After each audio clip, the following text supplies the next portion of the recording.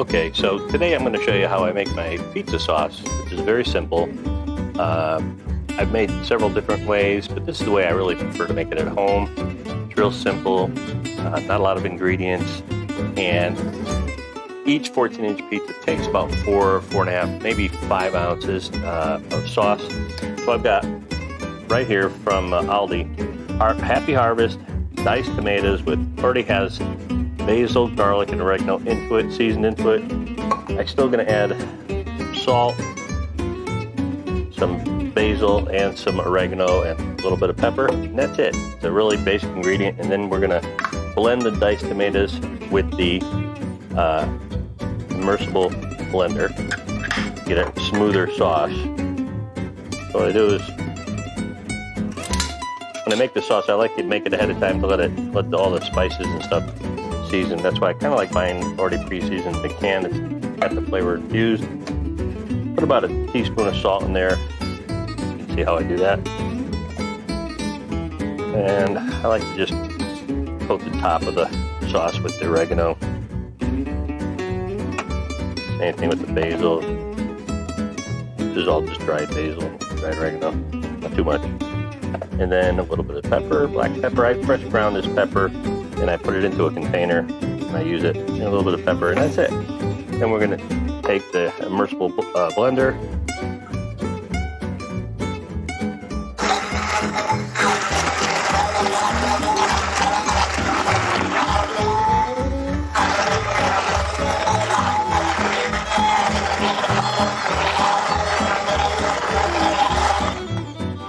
And that's it. I don't like to go too fine on the grinding. I like to leave a little bit of chunks in there.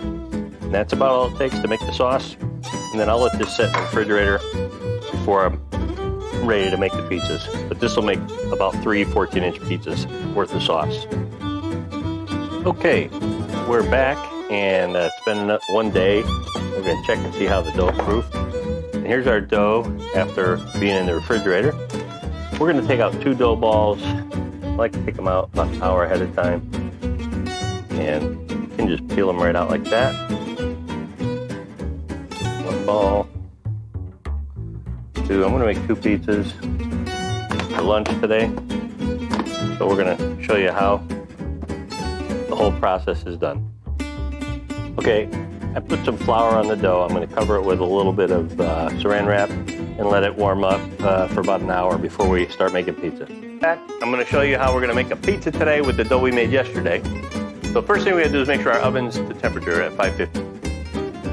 Oven's at 550. I've been letting it run for an extra 15 minutes after it reached, and then I want to check my stone to make sure it's up to speed. And I do that with this thermal gun. I've got 570, 569 degrees. We're in good shape. All right, and that's it. Okay, I'm going to teach you how to flatten the dough properly to get a nice round pizza and get some good crust on the outside edges. Put a little flour on it. This dough has been sitting here for about an hour and a half, proofing up. And if you'll notice, what I'm doing is I'm pressing down. I'm trying not to stretch the dough. This is how they make pizza at Abid's, even at Pepe's. This is how we did it at Tony and Terry's. All of the American pizzerias made the dough this way. And what trick that I like to use is I fold it in half like this, and then I'll just fold it in half and stay off the outer edge. Just flatten down the inside. Flatten down, fold it in half.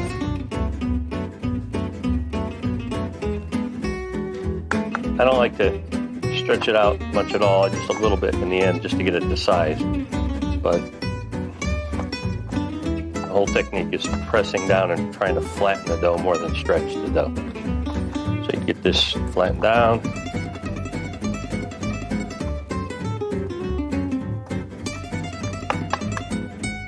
Now this is the last step here where I'm going to do a little bit of stretching before I put it on the pizza peel. But before we do that, I got to make sure my pizza peel has the semolina flour on it. It's kind of a coarse flour, and I'm going to put the semolina on the wooden peel here. This is a 14-inch peel. Okay.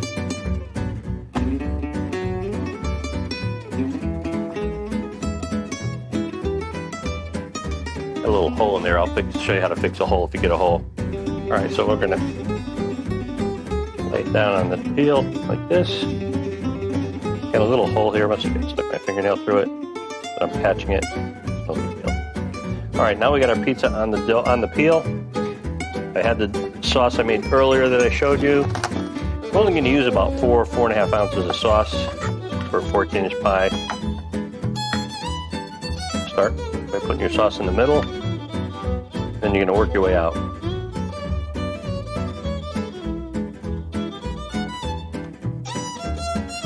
Don't want too much sauce, it makes the pizza soggy. Just a tad more. Okay, I'm just going to make a cheese pizza for now. And this is similar to what you get on all the pizzerias in the Connecticut, New England area. I slice my mozzarella because I find it's easier when I'm making pizza at home. And you don't need a lot of cheese. People put too much cheese most of the time. You just need a little bit of cheese.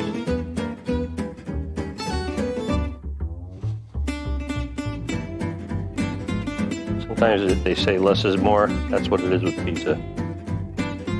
All right, the rest is gonna melt in. Now we're gonna top it off with some Pepperoni Romano cheese that I grated from a block of cheese. I usually buy a quarter wheel of it at a time. Then I'm gonna finish it with a little bit of olive oil. This helps keep the cheese from burning as well. Just a little bit of olive oil. And you can top it with oregano or something like that if you like. It looks nice, but it doesn't really add much to the flavor. The cheese gives it all the flavor. And then I like to round it out by pulling it out to a good solid 14 inches. And then we got a 14-inch mozzarella cheese pie. I'm gonna put this in the oven. Oh, here's a little tip.